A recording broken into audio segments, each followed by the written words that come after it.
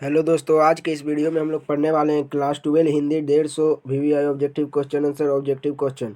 यह part 1 video है। इसी तरह पार्ट 2 पार्ट 3 वीडियो आएगा जिसमें हम कुल 150 ऑब्जेक्टिव क्वेश्चन आंसर कंप्लीट करेंगे।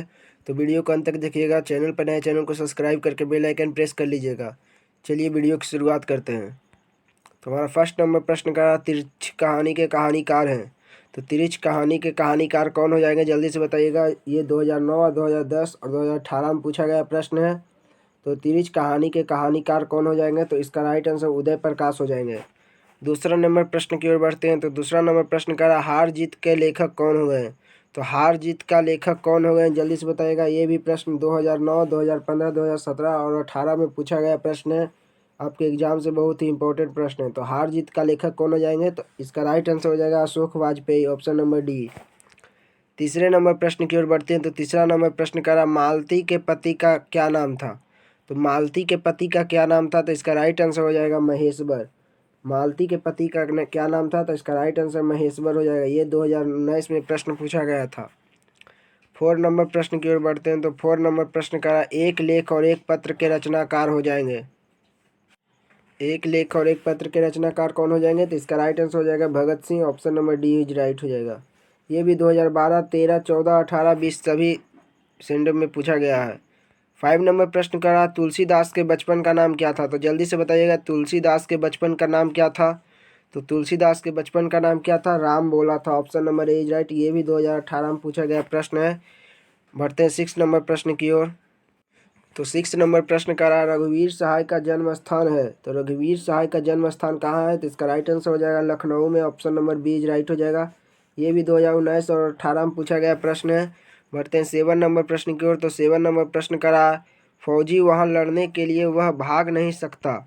जो फौजी छोड़कर भागता है जंग को, उसे गोली मार दी जाती है। तो ये जो लिखा गया है वो किस कहानी से लिखा गया है, तो ये लिखा गया है सिपाही की माँ, option number C is right हो जाएगा। ये 2019 में प्रश्न पूछा गया था।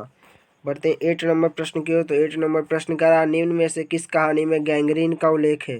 तो निम्न में से किस कहानी में गैंग्रीन का उल्लेख है, तो इसका राइट आंसर हो जाएगा रोज कहानी में गैंग्रीन का उल्लेख है। ये भी 2021 में पूछा गया प्रश्न है। 9 नंबर प्रश्न पूछ रहा रोज कहानी की नायिका कौन है। तो रोज कहानी की नायिका कौन हो जाएगी, जल्दी से बताइएगा। ये बहुत ही इंपॉर्टेंट प्रश्न है, 2018 और 21 में पूछा गया है। इस साल भी पूछा जा सकता है। तो रोज कहानी की नायिका मालती हो जाएगी, option number C is right हो जाएगा। बढ़ते हैं 10 नंबर प्रश्न की ओर। तो 10 नंबर प्रश्न संपूर्ण क्रांति का नारा किसने दिया। तो संपूर्ण क्रांति का नारा किसने दिया था, तो ये दिए थे जयप्रकाश नारायण ने, option number B is right. ये भी 2018 में प्रश्न पूछा जा चुका है। 11 नंबर प्रश्न की ओर बढ़ते हैं। तो 11 नंबर प्रश्न लोग भूल गए हैं किसकी रचना है। तो लोग भूल गए हैं किसकी रचना है, तो इसका राइट आंसर बताइएगा। ये 2020 में पूछा गया प्रश्न है। इसका राइट आंसर रघुवीर सहाय की। बढ़ते हैं 12 नंबर प्रश्न। 12 नंबर प्रश्न दिनकर जी को निम्न में से कौन सा पुरस्कार दिया गया था। तो दिनकर जी को कौन सा पुरस्कार दिया गया था, ये 2020 में पूछा गया प्रश्न है। तो इसका राइट आंसर हो जाएगा पद्म भूषण। याद रखिएगा, पद्म विभूषण नहीं दिया गया था, पद्मश्री नहीं दिया गया था, पद्म नहीं दिया, पद्म भूषण दिया गया था, ऑप्शन नंबर बी राइट। बढ़ते हैं 13 नंबर प्रश्न की ओर। तो 13 नंबर प्रश्न मोहन राकेश रचित नाटक संग्रह है। तो मोहन राकेश रचित नाटक संग्रह क्या हो जाएगा, इसका राइट आंसर हो जाएगा ऑप्शन नंबर डी आषाढ़ का एक दिन। ये मोहन राकेश द्वारा रचित नाटक है। ये 2020 में प्रश्न पूछा गया था। बढ़ते हैं 14 नंबर प्रश्न की ओर। तो 14 नंबर प्रश्न बातचीत साहित्य की कौन सी विद्या है। तो बातचीत साहित्य की कौन सी विद्या है, इसका राइट आंसर हो जाएगा निबंध है। अगर आपके एग्जाम में ललित निबंध भी लिखा रहेगा तो उसे ही टिक मारिएगा। ये 2013 और 2018 में पूछा गया प्रश्न है। बढ़ते हैं 15 नंबर प्रश्न की ओर। तो 15 नंबर प्रश्न बाल कृष्ण भट्ट किस काल के रचनाकार है। तो बाल कृष्ण भट्ट किस काल के रचनाकार है, तो ये आधुनिक काल के रचनाकार है, ऑप्शन नंबर सी। 16 नंबर प्रश्न भगवान श्री कृष्ण किस कवि के पूज्य थे। ये भी आपके एग्जाम से बहुत ही महत्वपूर्ण प्रश्न है।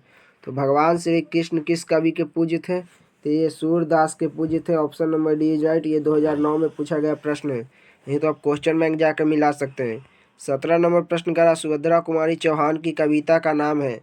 तो सुभद्रा कुमारी चौहान की कविता का क्या नाम है, तो पुत्र वियोग हो जाएगा। इसका right answer option number B. ये आपके एग्जाम से बहुत ही VVI प्रश्न है, क्योंकि ये हर साल पूछा जाता है।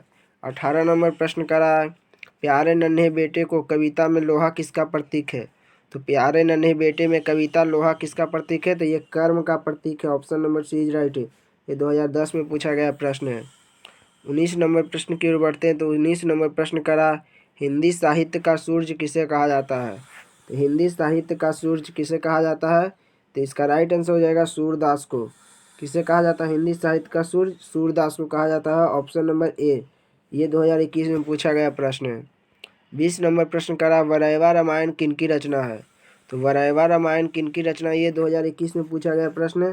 तो ये हो जाएगा तुलसीदास की। वरैवा रामायण किसकी रचना है? तुलसीदास की। Option number B.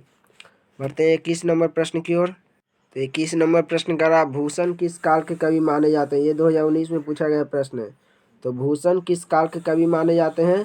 तो ये रीति काल के कवि माने जाते हैं Bhushan. Option number A is right.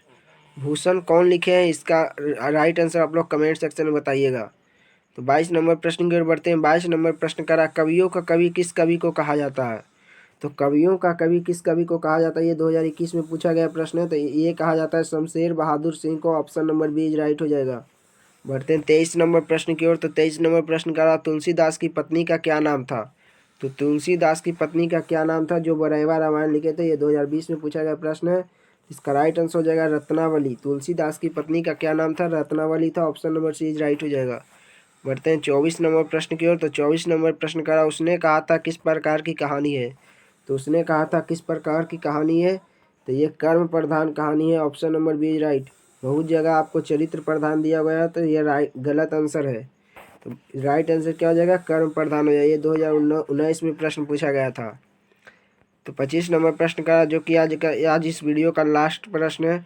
तो शिवाजी के पुत्र का क्या नाम था? तो शिवाजी के पुत्र का क्या नाम था? तो इसका राइट आंसर साहू जी हो जाएगा। ये 2020 में पूछा गया प्रश्न है।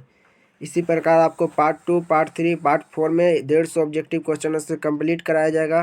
तो चैनल को सब्सक्राइब करके बेल आइकन प्रेस कर लीजिएगा। वीडियो अच्छा लगा लाइक करिएगा, शेयर करिएगा, कमेंट करिएगा। धन्यवाद।